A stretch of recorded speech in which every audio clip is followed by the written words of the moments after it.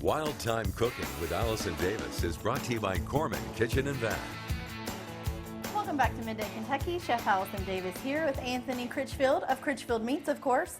And today we're cooking some seafood. Yes. A lot of people don't realize that you actually carry some different seafood lines. I know you've got, we've had frog legs before. Frog legs, yeah. You've got shrimp, salmon. Shrimp, salmon. And then I know as we get closer to the holidays, I love going in there before like Thanksgiving. I always get the Chesapeake Bay oysters. Yes. I love getting those oysters, and they're already shucked. They're ready to go. Yep. You can lay them out over ice and just like make a really nice like, and that's oyster. only the holiday time. Right. Yeah. But I just can't wait. They're so good when they come in. Oh, yeah. You all have crawfish too, am I right? Frozen Crawfish, and whole and just tail meat. Alligator, if you want to lump that in seafood, Yeah. which I know some people do. y'all know where to go whenever we play the Florida, right? Yeah, Go get that yes. gator, fry it up. We All also right. do like tilapia and Oh, that's right. salmon. Yeah.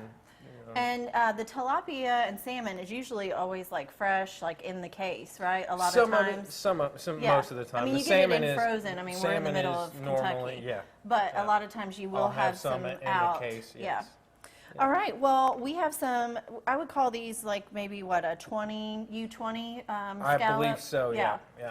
So a U10 is a little bit more like of a jumbo scallop. Right. This is like U20, so you're going to get more scallops per pound. Right. So we are going to talk about how to perfectly sear a scallop today. Do you like seared scallops? I love seared scallops. Seared scallops. Say Seared- that 7 times fast now. Seared scallops. All right, so we have a really hot pan, and I'm going to start with some butter in the pan, okay? Always good. Yeah, and I've got a little grass-fed butter here, and I love brown butter. You can see how that's like Yes. cooking down.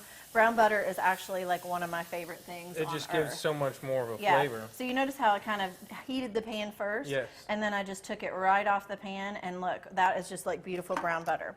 All right, so I'm going to wait. Smells good, too. Yeah, it does. It takes on this like nutty, almost like popcorn flavor. All right, so what I'm going to do is we're going to season up the scallops here. I'm going to add just a touch more butter to that. There's nothing wrong with that. No, there's not. All right, so the first thing to prepping your scallops is you always want to, I'm going to turn that off just so you don't wave your so I hand don't over just, the flame.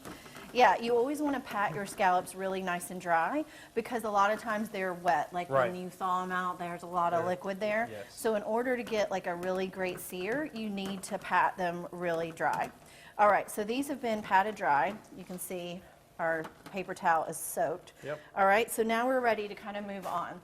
I always prep them with just say like a little salt and pepper just all over, right? So we're going to kind of toss them in the salt and pepper a little bit. That's all I normally do as well. But I have a trick. Oh, I all right. dredge in just the tiniest bit of flour. Okay. Okay, so if you're gluten-free, you don't have to do this. You could actually use a little cornstarch even if you wanted, but I mean, not even a tablespoon of flour, right? So what that's going to do, that's going to give you a little bit of a crust to the outside of your scallops, and it's going to help you to get a little bit of a better sear. All right, so we got our brown butter. Oh my gosh, it smells so good. does. Even like around the fall and as we move into like the colder months, I'll throw in like some sage with this. Oh, okay. I love brown butter and sage. Yeah. All right, so then we're just going to take our scallops, got a nice hot pan, and just kind of lay them around. The next big trick is not to overcrowd, right? Because if Correct. you throw all of these into one pan, you are going to end up steaming, and you're not going to get enough of a surface area to really be able to, Right. to flip and Yep. to sear. So these are going to brown. I've got handy dandy fish spatula here. Hey, yeah. And what you kind of really need to wait for, you can actually see where they start to firm up before Right. you flip them, but you really want to watch around the edge because you want to get that really nice brown like crust. And I always cook it longer on that first side than I do the second, Right. so that I get more of a like sear. So these are probably about there, maybe another like 20 seconds because these are Oh, yeah. smaller. They're not going to take that much time. Let's go ahead and flip those over. Okay. And these are going to be delicious. You guys could have these with pasta. You could just have them over like some salad greens, you know, like some fresh arugula. This is just one of my favorites. And Struggling honestly, over it's super easy, super quick, super fast to prepare. So you know where to go and find some nice scallops over at Critchfield Meats, along with some other seafood options.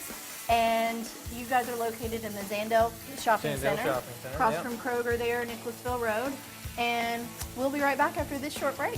Thanks so much for watching.